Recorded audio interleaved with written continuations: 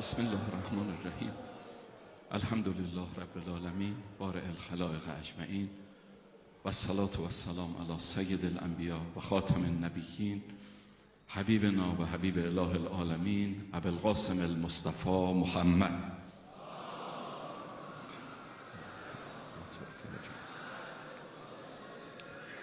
صلی الله علیه و علی آله الطیبین الطاهرین المعصومین و لعن الدائم علی اعدائهم اجمعین. شب ضربت خوردن مولامون وجود مقدس امیرالمومنین علیه السلام هست. تسلیت عرض میکنیم پیشا پیش شهادت اون بزرگوار رو خدمت مولامون، اولا امام زمان علیه السلام و عجل الله تعالی فرجه الشریف و همه شما عزیزان و بزرگوارانی که در مجلس هستید. انشاءالله دعای امیرالمومنین علیه السلام، دعای فرزندشون امام زمان علیه السلام شامل حال هممون باشه. به هر حال مشکلاتی که الان وجود داره، چه برای کشور خودمون چه به خصوص برای دنیای اسلام و بالاخص مردم مظلوم غزه، خدا رو قسم میدیم به حق امیرالمومنین علیه السلام با فروپاشی اسرائیل گرفتاریشون رو برطرف بکنه. هدیه به پیشگاه با عظمت امیرالمومنین صلوات دیگری عنایت بفرمایید.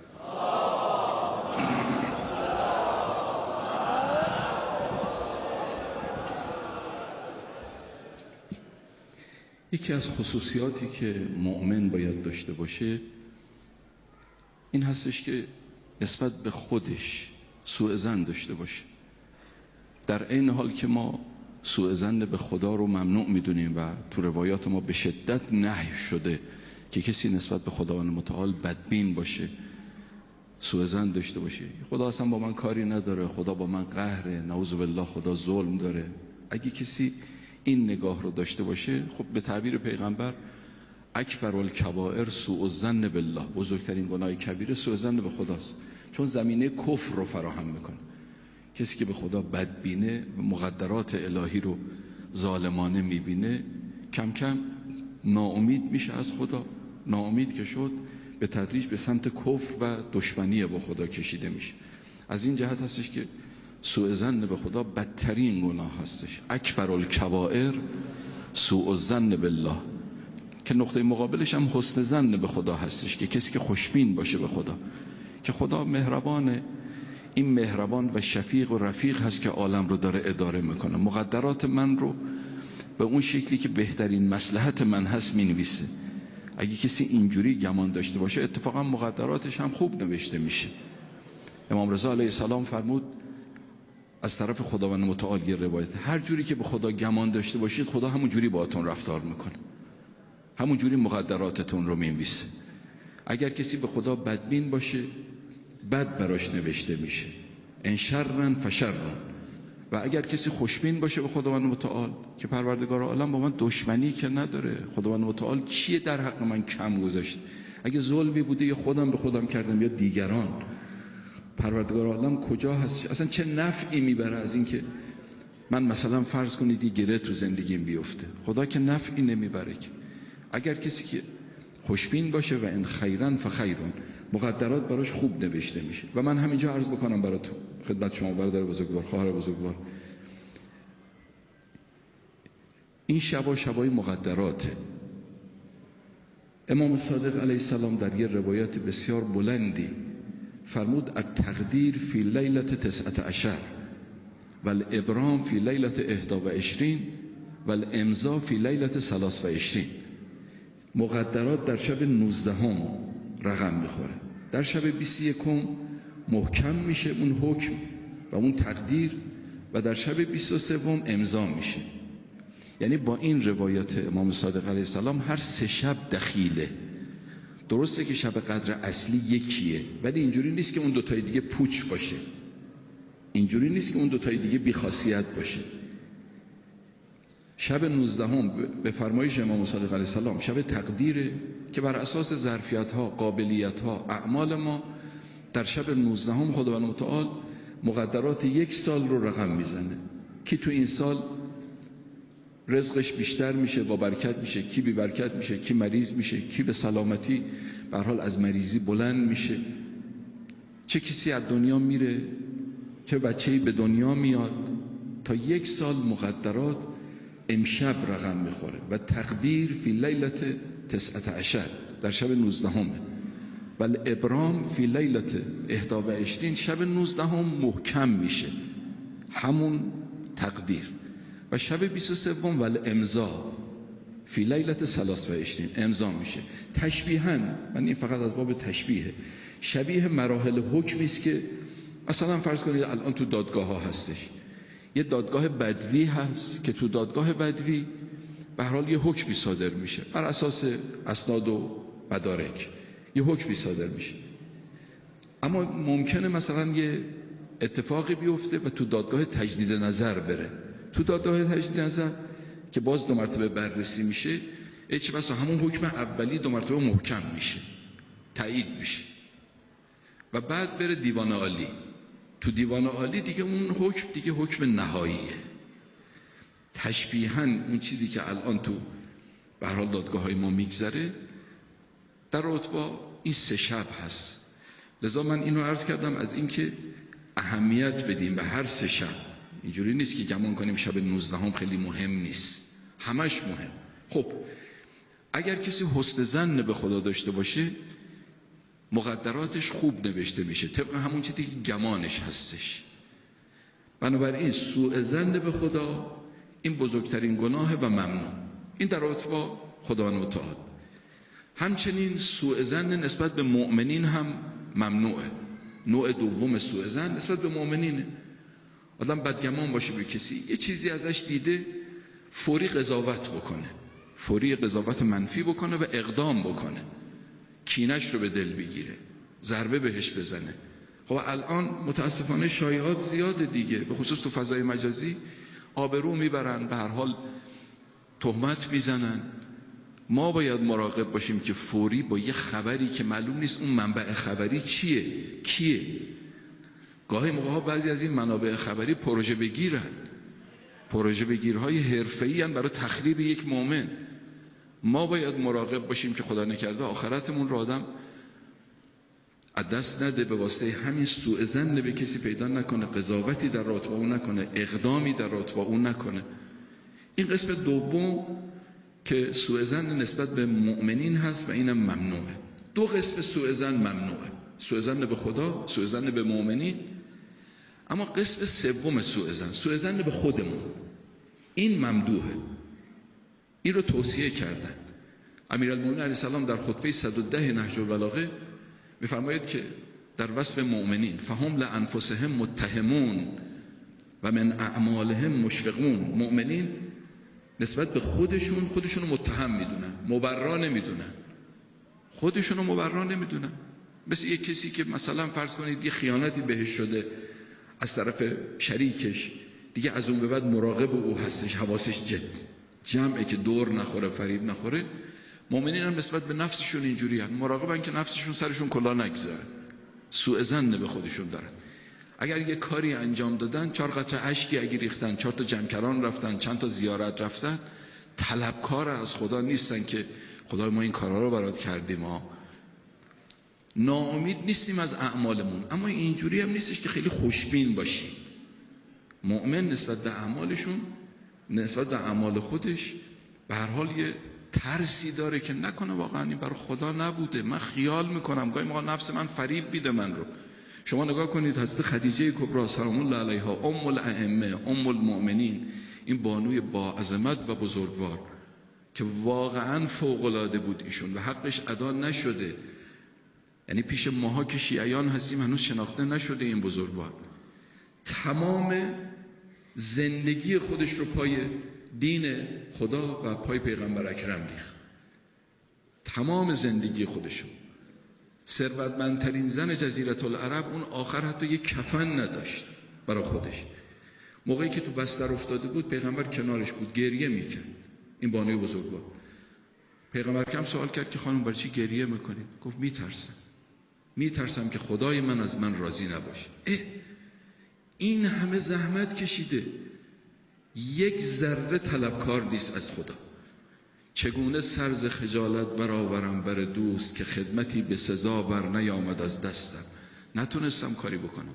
به تعبیر قرآن یؤتون ما آتوا و قلوبهم وجلة، هر چی دارن میدن، اما باز ترسانن، باز خودشون رو بدهکار میدونن. بالاتر از او سید الشهدا. خب شماها همتون به هر حال امام حسینی هستید، این ملت امام حسین علیه السلام هست، شماها با روزه ها بزرگ شدید، ولی من تقاضا میکنم دقت بکنید به کلمات. سید الشهدا علیه السلام اون آخر که تو گودال قتلگاه افتاده، به قول بزرگی دامن تکانده، هر چی داشته داده. شما وقتی موقعی که مثلا یه غذایی چیزی میخورید، یه مقداری تو دامنتون میریزه، بعد میتکنید، دیگه هیچی نیست. سید الشهدا علیه السلام دامن تکانده، تو گودال قتلگاه افتاده، اما ببینید تعبیرش با خداوند متعال چیه؟ الهی رضا به قضائک تسلیما لامرک لا معبود سواک یا قیاس المستغیثین. ای فریاد رس بیچارگان، یعنی خدای من بیچارتم، زمین خوردتم، من طلبکار نیستم که، من بدهکارتم، تو منو تا اینجا آوردی، از اینجا به بعدم تو باید منو ببری. مؤمن اینجوری نیستش که 4 تا کار خوب کرده باشه دیگه خیال بکنه 8 در بهش به روش بازه و هیچ اشکال. نه، چه بسا اگر خدا ترازوی دقیق بگذاره و مو رو از ماس بکشه، اگه ترازوی دقیق بگذاره، شما 14 معصوم رو بذارید کنار، خیلی عذر میخوام، هممون رفوزه ایم. 14 معصوم رو بذارید کنار، هممون رفوزه ایم. یعنی 99.5% هم نه ها، 100% رفوزه ایم اگه خدا بخواد با عدلش برخورد بکنه. ببینید امام سجاد تو دعای ابو حمزه، این که دیگه کلام امامتونه، تو دعای ابو حمزه عرض میکنه به خداوند متعال و لست اتکل فی النجات من عقابک علی اعمالنا. خدای در نجات از عقاب تو تکیم بر عملم نیست، بل به فضل که علینا، تفضل تو مگر شامل حالم بشه. اینو امام سجاد زین العابدین داره میگه. وقتی ما چی باید بگیم؟ مؤمن از خصوصیاتش این هستش که نسبت به خودش سوء ظن داره. منتها برادر بزرگوار، خواهر بزرگوار، یکی از فریب‌های نفس انسان، الله اکبر، در بین موجودات و مخلوقات عالم هیچ موجودی غیر از انسان نیست که بتونه سر خودش کلا بگذاره. هیچ موجودی نیست که سر خودش کلا بگذاره و خودشو فریب بده جز انسان. انسان هست با این نفس پیچیده و لایش که حتی خودش سر خودش هم کلا میگذاره. گاهی موقع هستش که ماها آنچنان به خاطر حب نفسی که داریم، به خاطر خودخواهی که داریم، آنچنان کارهای زشت خودمون رو توجیه میکنیم، با اینکه کار اعمال خوبمون اگر خدا بخواد سفت و سخت بگیره کم میاریم، ولی گاهی موقع ما اعمال بدمون رو حتی توجیه میکنیم و بد نمیدونیم. نمیریم در خونه خدا عذرخواهی بکنیم، توجیه میکنیم. از بدترین کارهای انسان توجیهگریه که از خود گناه بدتره. اگر گناه زشته که حتما زشته، توجیه گناه از خود گناه زشتره، چون باعث میشه که انسان وقتی توجیه میکنه گناه رو، باعث میشه که نره توبه کنه. میگه خب من کار بدی نکردم، خب چون مبرا میدونه. غیبت میکنه، میگه تو روشم میگم. یک کلمه تو روشم میگم دیگه اصلا انگار دیگه غیبت نیست. تو روشم میگم. دروغ میگه مصلحتیه. تهمت میزنه، شایعه پراکنی میکنه، میگه همه میگن. یا آقا چرا این کار میکنه؟ همه میگن. موسیقی حرام گوش میده، موسیقی حرام گوش میده، میگه برای آرامش خوبه. ببینید یه جوری موجه میکنه کار خودش رو که دیگه زشت، یعنی اینجوری کلا سر خودش میگذاره که دیگه این کارو زشت نمیدونه. عروسی که توش مراسمش گناه هستش، مختلط هستش، محرم و نامحرم، انواع گناه ها نمیشه. حاج آقا یه شب دیگه، یه شب که 1000 شب نمیشه، با این یه شبه خیلی راحت کار رو انجام میده. نزول و ربا که جنگ با خداست، میگیره، میگه همه این کارو میکنه. رشوه میگیره، میگه شیرینیه.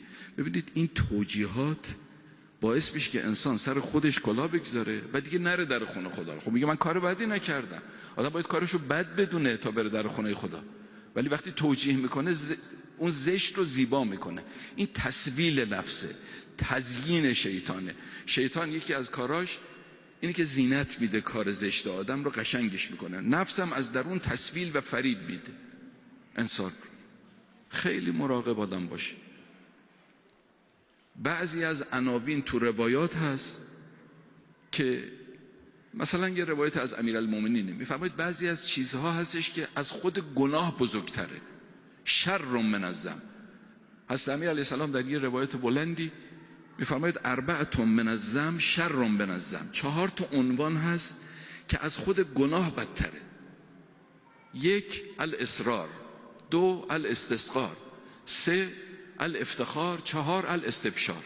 این 4 چیز روایت امیرالمومنین. من اینو یه مقدار توضیحش بدم به اندازه ترجمهش.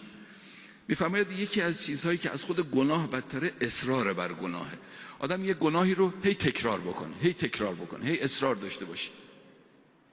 اصرار بر گناه و تکرار گناه معناش عادی شدن گناهه. یعنی من گناه دیگه خیلی بزرگ نمیبینم که هی تکرارش میکنم و اون وقت میشه گناه کبیره. خدای نکرده چشمش آلوده است، نگاه میکنه به صحنه حرام، اما یه موقع یه بار این کارو میکنه، یه موقع اینو تکرار میکنه. این چشم عادت میکنه به دیدن گناه، گناه بر گناه، گناه رو گناه، گناه رو گناه. دیگه براش مهم دیگه نیست. من دارم کارو عادی میکنم. زبان مبتلاست به فحش. بعضیا مثل نقل و نبات تو زبونشون فحشه، خیلی راحت غیبت میکنن، دیگه حساس نیستن، دیگه بد نمیدونن، دیگه بد نمیدونن. این تکرار و عادی شدن خیلی بده. من خیلی معذرت بخوام، اگر خدای نکرده یه گناه داره برای ما عادی میشه خیلی بترسیم. اگر عادت داریم میکنیم به یه گناه خیلی بترسیم. چون معنای عادت این هستش که حساس دیگه نیستیم رو اون گناه. معناش این هستش که دیگه بی‌تفاوتی نسبت به او و دیگه در خونه خدا صمیمانه نمیری زجه بزنی و استغفار بکنی. عادت بر یک گناه برای آدم ملکه درست میکنه، یه صفت باطنی، و ملکه یواش یواش تبدیل به هویت میشه، جزء شخصیتت میشه و با همین شخصیت تو آخرت مشهور میشه. با همین شخصیت جزء باطنت، جزء هویتت میشه. بنابراین یک اصرار بر گناه از خود گناه بدتره. اگه چشچرونی بده تکرارش بدتر از خود چشچرونی. اگه غیبت بده تکرارش و عادت کردن بر غیبت از خود غیبت بدتره.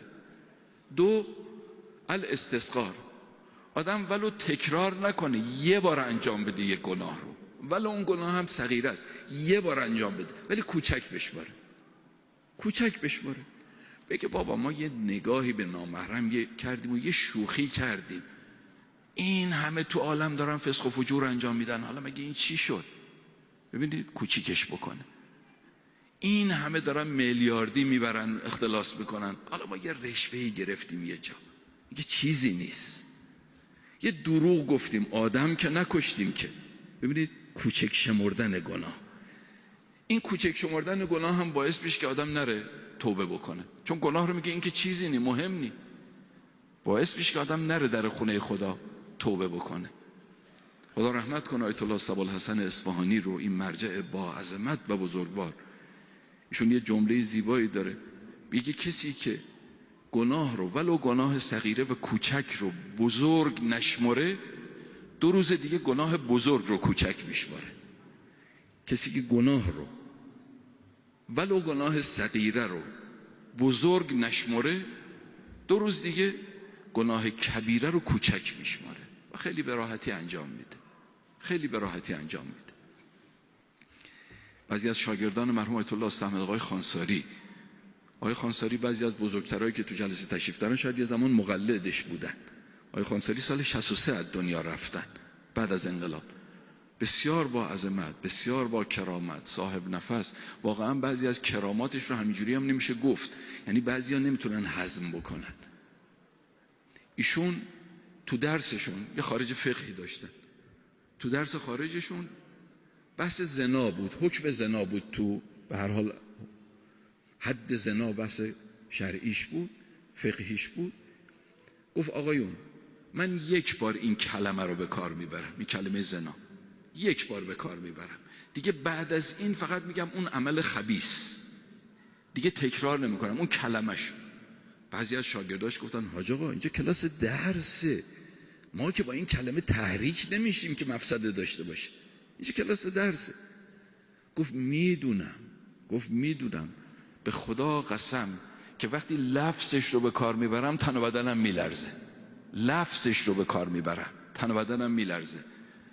نه به خاطر اینکه شماها مثلا مفسده‌ای براتون داشته باشه، خودم از لفظش میلرزم. الله اکبر. یکی از لفظش میترسه و میلرزه.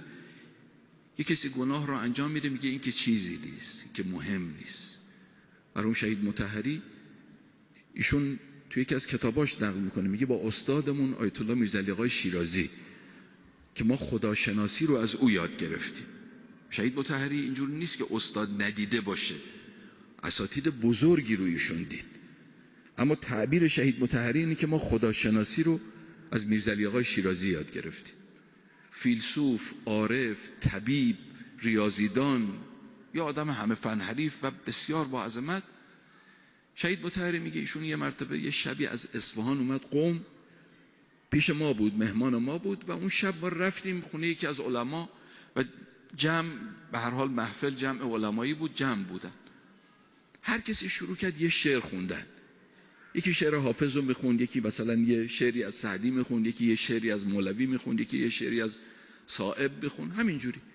میگفت میرزاعلی آقای شیرازی هم تو اون مجلس خیلی شعر خوند، نقد میکرد که این شعر عیبش اینه، اون شعر حسنش اینه، و خودش هم اشعار زیادی خوند که آقای مطهری میگه من اون شب فهمیدم که چه دستی داره بر شعر، چه دستی داره بر شعر. یه کسی است که شاعر توانمند خود ایشونه.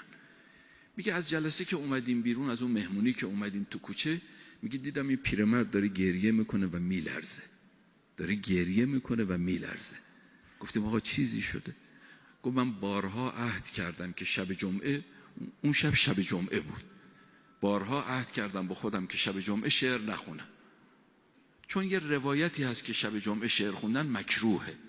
حالا اونم نه، معلوم نیست اشعار امثال حافظ و امثال سعدی و اینا که اینا همش حکمته، فقط به نظم کشیده شده، معلوم هم نیست که این اشعار باشه. اما چون ظاهر اون روایت ظاهرش همین است که شب جمعه شعر خوندن مکروهه، میگم من بارها با خودم عهد کردم شب جمعه شعر نخونم، مکروهه. امشب دستم در رفت.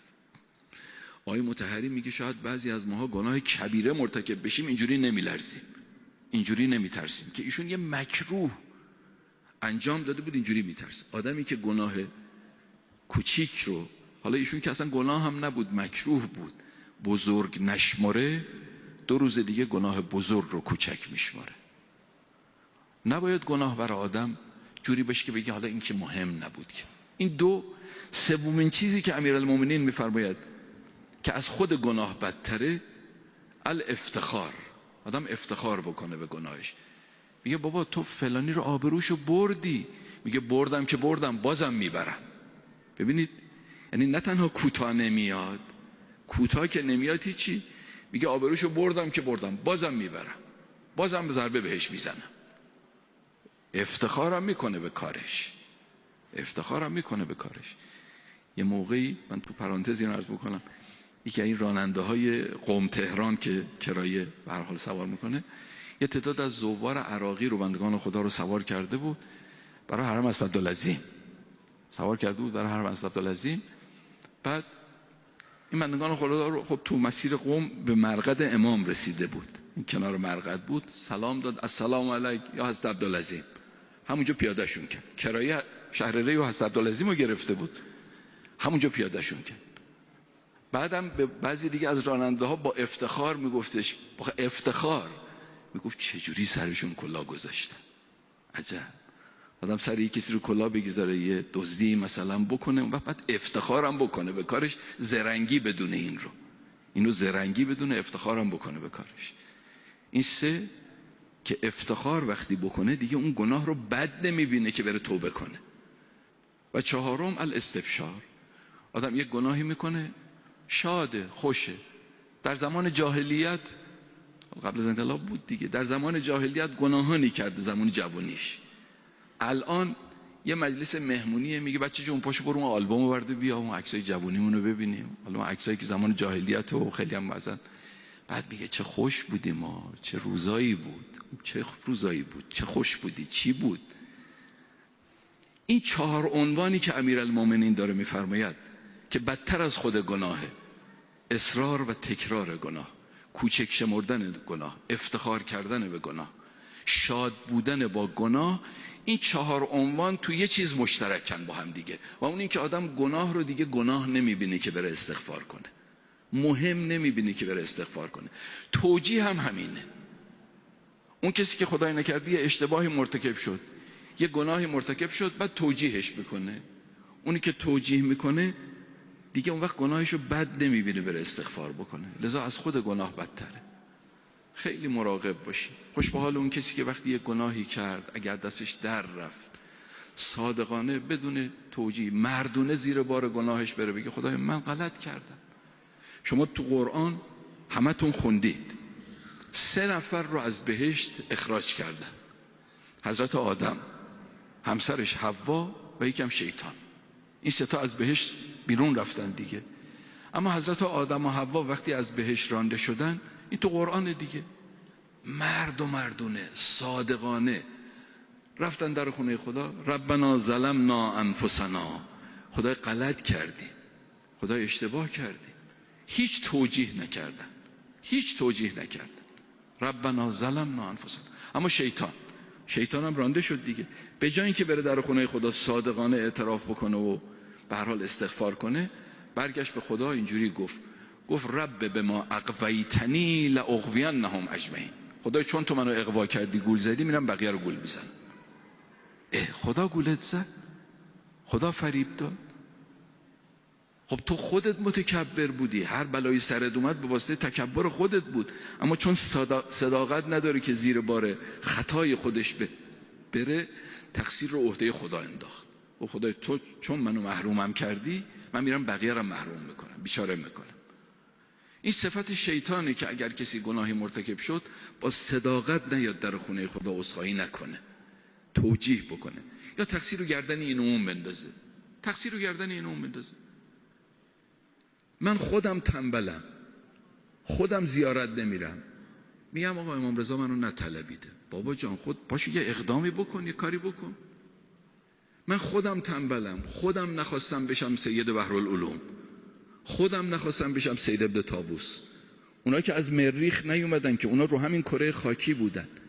وقتی از آدم میپرسن که، حالا من که میگم میپرسن یعنی خود آدم توجیه میکنه، تقصیر رو گردن این اون میندازه. میگه سید بحرالعلوم یه پدر و مادری داشت که از اول مراقبش بودم. پدر و مادر من نه اینجوری نبودن. او استاد داشت، من استاد ندارم.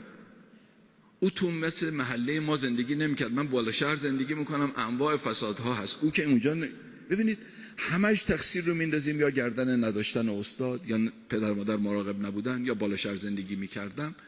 خودمون به گردن نمیگیریم، خودمون به گردن نمیگیریم. نقل میکنن میگن انیشتین، همین فیزیکدان معروف، یه موقعی دم بانک اومده بود، کار بانکی میخواست بکنه، کیف پولشو زدن، همه جمع شدن دورش. خب این موقع هم همه تحلیل میکنن، همه جمع شدن دورش. یکی گفتش که تقصیر خود ایشون. خب خودت باید مراقب میبودی، جیب تو کیفتون باید خودت مراقب میبودی. یکی دیگه گفت تقصیر راننده آقاست. خب رو رسونده، یه مقداری حواسش هم بهش باشه تا مثلا بخواد تو بانک بره. یکی گفت تقصیر اون نگهبان دم در بانک، تو فقط نگذاشتن اونجا بیشینی که دور و بر تو بپا. انیشتین همجا گوش میکرد، بعد یه خنده ای کرد، گفت با این تحلیلایی که شما میکنید، خود جناب دزد هیچ تقصیری نداشت، یا تقصیر منه یا راننده است یا نگهبانه. خودت بابا اون مقصر اصلی رو شما حواستون جمع باشه. ما گاهی موقع یه جوری تقصیر رو گردن اینو میندازیم، یا پدر و مادر، یا محله، یا زمانه، یا استاد نداشتن، که اون آخرش خودمون میشیم مبرا. من که تقصیری نداشتم. بابا اول از همه خودتو بپا، خودت بگو من مقصر بودم، تنبل بودم، نخواستم، من نخواستم. روز قیامت اگر کسی این عذرا رو بخواد بیاره، خداوند متعال حضرت آسیه رو میاره جلو، زن فرعون. میگه خب حالا چی میگی؟ تو میگی من جوان بودم، گول خوردم و دچار گناه شدم. آسیه 30 سالش بود اون موقعی که اعدامش میخواستن بکنن، 30 سالش بود، اونم جوان بود. تو میگی ما محلمون بد بود، مثلا بالا شهر فلانجا بود، محله بدی بود، فساد توش زیاد بود. آسیه تو خونه ام الفساد زندگی میکرد، تو خونه ام الفساد، تو خونه فرعون زندگی میکرد. تو میگی من استاد نداشتم، اون مگه تو خونه فرعون استاد داشت؟ مگه فلان عارف میرفت مثلا اونجا بهش درس عرفان میداد؟ تو خونه فرعون بود. پس که حرف نزن، خودت نخواستی، تقصیر رو گردن این اون انداز، توجیه نکن. حضرت آسیه 30 سالش بود وقتی میخواستن اعدامش بکنن، یک سنگ بزرگ مثل یک صخره رو، یعنی بدترین نوع اعدام رو در حقش اعمال کردن. یه سنگ بزرگ رو میغلطوندن رو سینه اون کسی که اعدامی بود، او رو به چارمیخ میکشیدن، 2 تا دست و 2 تا پاشو با میخای بزرگ به زمین میکوبیدن که در قرآن داره و فرعون ذل اوتاد، فرعونی که میخایی داشت، به چارمیخ میکشیدن اینجوری و بعد اون سنگ بزرگ رو میغلطوندن رو سینش که زجر کش بشه.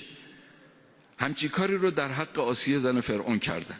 زن خودش بود ولی خب چون دید این موحد هستش، این اون نفسای آخرش که دیگه داشت تمام میشد، مناجاتش با خدا رو تو قرآن نقل کرده.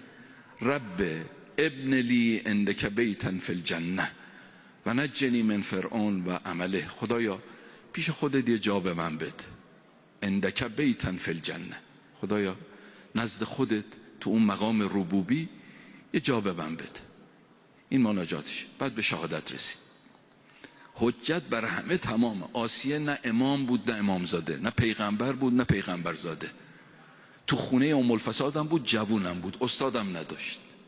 رسید به مقامی که خدا تو قرآن میفرماید ضرب الله مثلا للذین آمنوا امرأة فرعون. خدا یک الگو میخواد برای همه مؤمنین و مؤمنات، نه فقط برای زنا. یه الگو میخواد معرفی بکنه. امرأة فرعون، زن فرعون. خیلی عجیبه، اسم نبرده خدا، با اینکه اسم بعضی از زنان رو تو قرآن برده مثل حضرت مریم، اما اسم زن فرعون رو نبرده. میتونست خدا بفرماید ضرب الله مثلا للذین آمنوا آسیه، اما فرمود امرأة فرعون، زن فرعون. یعنی برای معرفی یک الگوی پاک از یک الگوی ناپاک استفاده کرده. اینو کنار او گذاشت تا همه بفهمن این کنار او بوده، زن فرعون. اگه میگفت آسیه، میگفتن آسیه کیه؟ نمیفهمیدن. ولی وقتی میگه زن فرعون، همه میفهمن این همونیست که کنار فرعون بوده، رسیده به این مقام. توجیه دیگه نداره، توجیه دیگه نداره. مرحوم آیت الله آقای جهانگیر خان، نمیدونم شاید اسمش رو بعضیاتون شنیده باشید، آیت الله جهانگیر خان قشقایی. اصلا اسمش هم عجیبه نیست، جهانگیر خان. آیت الله جهانگیر خان قشقایی. الان قبرستان تخت فولاد اصفهان که تشریف ببرید، خب قبر ایشون محل حاجت. استاد بسیاری از اولیاء خدا، بسیاری از بزرگان ما، استاد آیت الله بروجردی، استاد آقا جمال گلپایگانی، استاد آیت الله شیخ غلامرضا یزدی، اینا از اوتاد بودن. استادشون آیت الله جهانگیر خان قشقایی بود. ایشون تا 40 سالگی تار میزد. اصلا اهل مسائل دینی و این حرفان نبود. تو ایل قشقایی بود، از اهالی سمیروم اصفهان. یه مرتبه تارش خراب شد، اومد اصفهان برای تعمیر تار. یه پیرمردی که حالا اون پیرمرد صاحب نفسی بود، پدر استاد جلال الدین همایی، متخلص به هما. یه پیرمردی گفت آقا مغازه تعمیر تار میدونید کجاست؟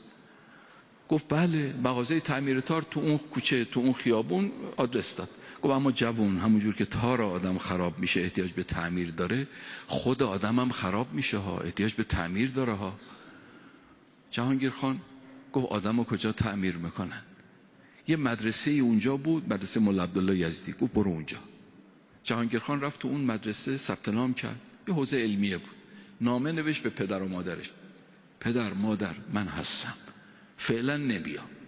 بود تا شد آیت الله جهانگیر خان قشقایی، تا به جایی رسید.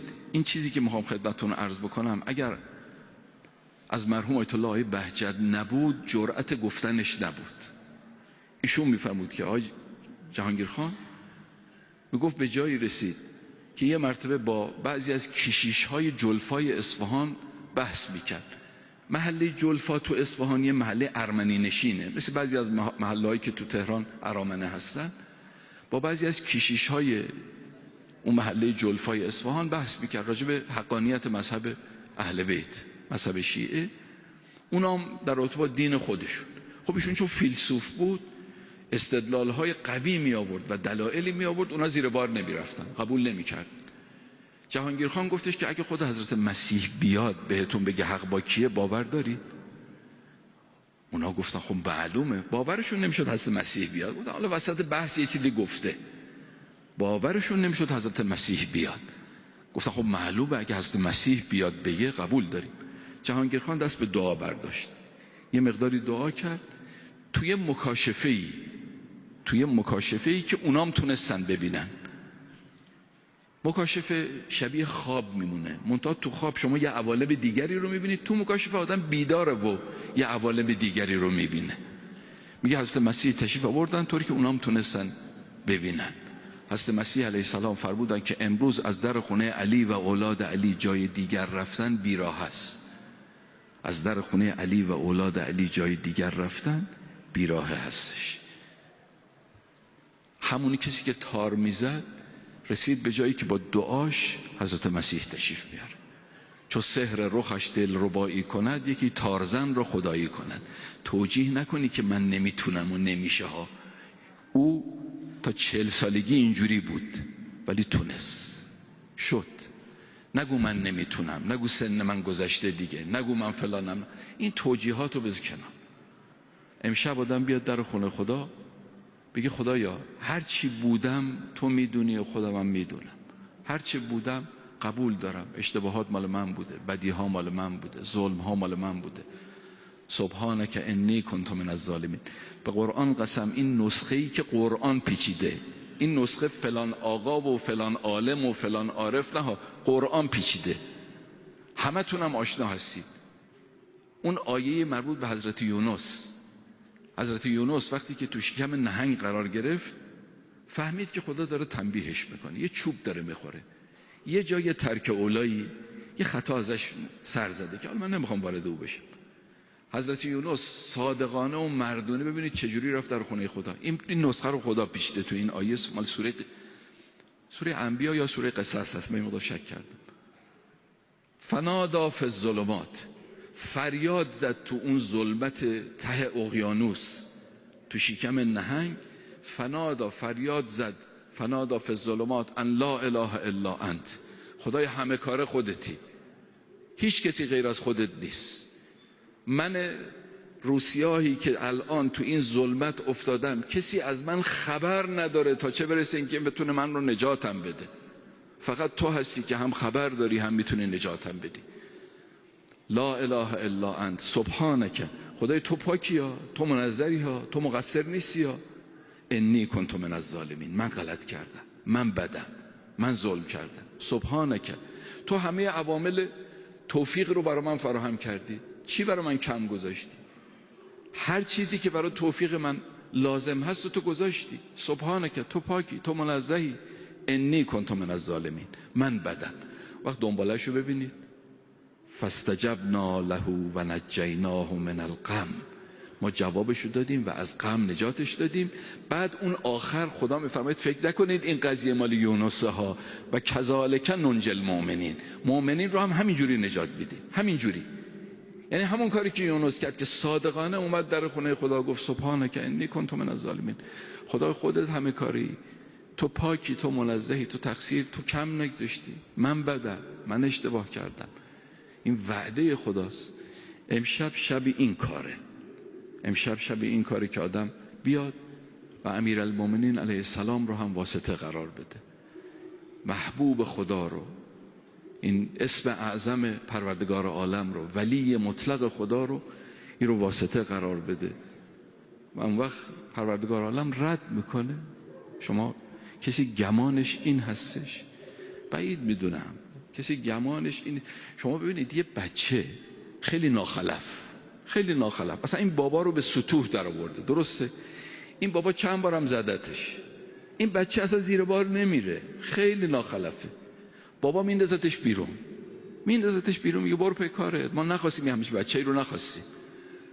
این بچه وقتی میره بیرون، اون وقت بعد میاد در میزنه، بابا میفهمه این بچه است. اگه پشت در بگی بابا من غلط کردم، من کجا برم، غلط کردم، من اشتباه کردم دیگه، بابا چی کار میکنه؟ بابا میگه بیا بغلش هم باز بکن. وقت من خاک بر فرق من و تمثیل من، خدا رو دارم میگم، نه یک پدر رو، اون کسی که خالق مهربانی است، اون کسی که بی نهایت هست رحمت و مهربانیش. آدم گمان داره که چنین خدای آدم رو رد میکنه. خدایا ماها رفیقای امام حسینی، خدایا ماها مجلس گرمکلای سید الشهدا علیه السلام، خدایا ما از بچگیمون تو مجالس امام حسین و تو مجالس اهل بیت بزرگ شدیم. من از شما یه سوال میکنم، تا حالا یادتون میاد یک عاشورا از عمرتون شما تو خونتون نشسته باشید روزه گوش نداده باشید؟ تا حالا یادتون میاد؟ همیشه در خونه اهل بیت بودیم، با وجود اینکه کوتاهی داریم، با وجود اینکه کم داریم. خدای خودت عنایت بفرما امشب بهترین مقدرات رو برای ما و همه محبین و شیعیان امیرالمومنین علیه السلام رقم بزن. امشب خب شب 19 هستش، شب خاصی هستش. امیرالمومنین علیه السلام تو این ماه رمضان آخر عمرش، این آخرین ماه رمضان، هر شب خونه یکی از بچه هاش بود. یه شب خونه امام حسن، یه شب خونه امام حسین علیه السلام، یه شب خونه حضرت زینب. شب آخر رو مثل امشبی رو افطار خونه حضرت ام کلثوم بود. البته گاهی موقعها به حضرت زینب حضرت ام کلثوم هم گفته شده، حالا یا خونه حضرت زینب بود یا خونه حضرت ام کلثوم بود، به هر حال مهمان دخترش بود. وقتی که افطاری آوردن، امیرالمومنین علیه السلام شاید 2-3 لقمه بیشتر نخورد. و بابا جان خیلی کم خوردی. حضرت امیر علیه السلام فرمود که میخوام گرسنه خدا رو ملاقات کنم. امیرالمومنین رفیق گرسنگی بود، بخوام خدا رو گرسنه ملاقات کنم. بعد شروع کرد نماز خوندن. گهگاهی می اومد بیرون آسمون رو نگاه میکرد. حضرت امیر میفرمود امشب همون شبه که به من وعده دادن، امشب همون شب. حضرت ام کلثوم میگه من دلواپس شدم، مضطرب شدم. گفتم بابا جان اگه میشه امشب بیرون نرو، سحر امشب بگی کسی دیگه بره برای مسجد. گفت نه بابا جان، حکم خدا و تقدیر خدا هستش که قضای حتمی هستش.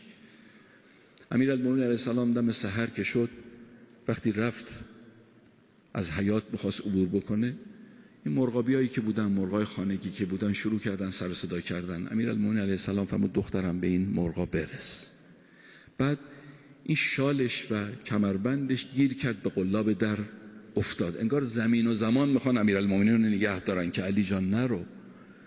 قلاب در گیر کرد، شالش افتاد. وقتی شالش رو برداشت میخواست کمرش رو ببنده، این اشعار رو شروع کرد خوندن: اشدد حیازی مکل الموت فان الموت لاقیک. علی کمرت رو محکم ببند برای مرگ، اومده در خونه، کمرت رو محکم برای مرگ ببند. بعد رفت. مرحوم مجلسی در جلد 42 بهار نقل میکنه، میگه امیرالمومنین علیه السلام وقتی رفت، خب هنوز به اذان صبح مونده بود، رفت و عبادتی انجام داد. موقع اذان رفت بالای مأذنه، این سپیده صبح که در افق سر زده بود رو نگاه کرد. گفت سپیده صبح، آیا شد تو یه موقعی سر بزنی و طلوع بکنی چشمان علی خواب باشه؟ شد یه موقعی سپیده صبح طلوع بکنی چشمان علی خواب باشه؟ اذان رو گفت و اومد پایین، رفت تو محراب برای نماز مستحب، نماز نافله صبح. تو اون نماز بود که ضربت خورد، تو اون نماز بود که امیرالمومنین علیه السلام اون ضربه به سر مقدسش فرود اومد. تعبیر مقتل اینه: فلما احس الامام از ضرب، وقتی که حس کرد این ضربت رو به سرش وارد شد، لم یتعوه، سر و صدا و ناله نکرد، و صبر و احتسب، صبر کرد، با خدا معامله و محاسبه میکرد. و وقع علی وجه، با صورت افتاد. وقتی این ضربت رو زد، خب نشسته بود دیگه بین احیانا مثلا حالا 2 تا سجده بود، هر چی که بود، فوقع اعلی وجه، با صورت افتاد قائلا، در حالی که این جمله رو میگفت بسم الله و بالله و فی سبیل الله و علی ملت رسول الله. افتاد. وقتی که افتاد مردم وحشت کردن یه مرتبه این اتفاقی افتاد. امیرالمومنین اینجوری ضربت خورده، هر کسی یه طرف میدوید، بعضیا دویدن دنبال قاتل، بعضیا اومدن دور امیرالمومنین رو گرفتن. و هو یشد رأسه بمعذره، با دستمال محکم سرش رو گرفته بود خود امیرالمومنین با یه دستمال. و هو یشد رأسه بمعذره و دم یجری علی وجهه و لحیته، خون رو صورتش و محاسن شریفش میریخت. و قد خضبت بدمه، محاسنش خونین شد، محاسنش خونین شد. و هو یقول، امیرالمومنین اینجا بود که فرمود هذا ما وعد الله و رسوله و صدق الله و رسوله. این همونی است که خدا و رسولش به من گفتن. پیغمبر بارها گفته بود علی جان محاسنت به خون سرت رنگین میشه. امیرالمومنین فرمود که این همونی بود که پیغمبر به من وعده داد. همین موقع امام حسن علیه السلام رسید به مسجد. وقتی رسید اومد سر پدر بزرگوارش رو به دامن گرفت. خب امیرالمومنین افتاده بود. تعبیر باز مقتل این هستش که و هو یرمق السماء به طرفه، صورتش افتاده بود، با گوشه چشمش آسمان رو نگاه میکرد. و لسانه یسبح الله و یوحده، و با این زبانی که یک عمر ذکر گفته بود، با این زبانی که از ذکر خدا هیچ موقع غافل نبود، اون موقع هم یسبح الله و یوحده ذکر خدا رو میگفت. امام حسن علیه السلام سرش رو به دامن گرفت. امیرالمومنین فرمود که حسن جان نماز رو بخون، نماز رو با مردم نماز صبح بخون. امام حسن علیه السلام وایساد و نماز صبح رو سریع تمام کردن. باز اومد اینجا دیگه چهره امیرالمومنین رو دید زرد هستش دیگه، خیلی خون رفته بود ازش، چهره زرد شده بود و گاهی موقع بیهوش میشد. امام حسن علیه السلام اومد بالینش، با سرش رو به دامن گرفت، شروع کرد گریه کردن. بکا بکاء شدیدا، بلند بلند شروع کرد امام مجتبی گریه کردن. سقط من دموعه قطرات علی وجهه، قطراتی از اشک چشمش ریخت رو صورت امیرالمومنین. حضرت چشم باز کرد فرمود یا بنی یا حسن ما هذا البکا، چرا گریه میکنی؟ چرا گریه میکنی؟ لا روع علی ابیک بعد الیوم، از این به بعد دیگه باکی بر پدرت نیست. هذا جدک محمد المصطفی، این جدت پیغمبر دارم میبینمش. هذا جدتک خدیجه الکبری، این جدت هست. هذا امک فاطمه، هذه امک فاطمه الزهرا، این مادرت هست که اومده. منتظرون قدوم ابیک. عرض میکنم که یا امیرالمومنین چقدر فرزند مطهرتون سید الشهدا شبیه شما شد. اون موقعی که امام حسین رو اسب نشسته بود، اون اواخری که دیگه تقریبا غروب بود، نزدیک غروب بود، وقتی تیر سمی هرمله به سینه‌اش نشست، آنچنان به سینه‌اش نشست که حضرت نتونست از جلو تیر رو در بیاره. همه مقاتل نوشتن از پشت دست کرد و تیر رو کشید، خون فواره زد. سید الشهدا دستشو گذاشت روی خونش، کشید به محاسنش، فرمود هاکذا القی ربی، اینجوری میخوام که محاسنم رنگین باشه به خونم، اینجوری میخوام خدا رو ملاقات کنم. حضرت دیگه نتونست رو اسب بنشینه، نه ذوالجناح دگر تاب استقامت داشت، نه سید الشهدا بر جدال طاقت داشت. حواز جور مخالف چو قیرگون گردید، عزیز فاطمه از اسب سرنگون گردید. بلند مرتبه شاهی ز صدر زین افتاد، اگر غلط نکنم عرش بر زمین افتاد. سید الشهدا افتاد علی خده الایمن، صورت راستشو گذاشت با همون ذکری که پدر بزرگوارش وقتی افتاد این ذکر رو میگفت بسم الله و بالله و فی سبیل الله و علی ملت رسول الله. ابو عبدالله افتاد. اما یه فرقی با امیرالمومنین داره. امیرالمومنین علیه السلام سرش تو دامن فرزندش امام حسن بود.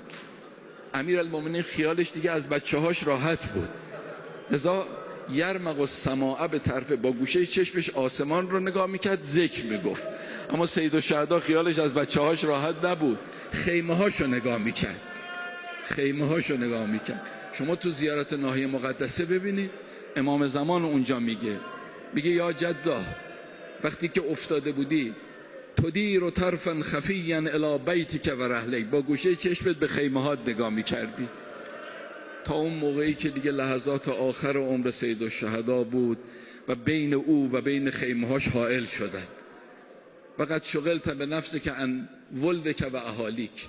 اینا تو زیارتگاه مقدس است. امام زمان میگه دیگه نمیتونستی خیمه ها تو ببینی چون دشمن اومده بود دیگه، دور امام حسین جمع شده بودن دیگه. اون موقع فقط ذکر میگفتی. یه چیزی عرض میکنم خدمت شما، اینو دیگه اگر الان گریه ندارید تو خلوتاتون برید گریه کنید، خیلی سنگینه. یا صاحب زمان معذرت میخوام، به هر حال اگه مثل این شبای استثنایی نبود نقل این چیزها به هر حال سخته. تمام شهدای کربلا روز عاشورا بعد از شهادت سر از بدنشون جدا شد، اما سیدالشهدا فقط و فقط هنوز داشت نفس میکشید، ذکر میگفت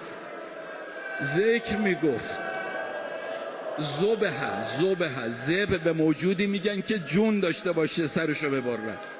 زبه کما یذبح الکبش. خدایا به آبروی امیرالمؤمنین، به آبروی فاطمه زهرا، به آبروی سیدالشهدا و فرزندانش و خاندانش دست ما رو در دنیا و آخرت از دامانشون کوتاه مفرما. من اجازه میخوام به همین حالی که هستش در خونه امیرالمؤمنین، در خونه سیدالشهدا رفتید، قرآن ها رو دست بگیرید، آماده بکنید.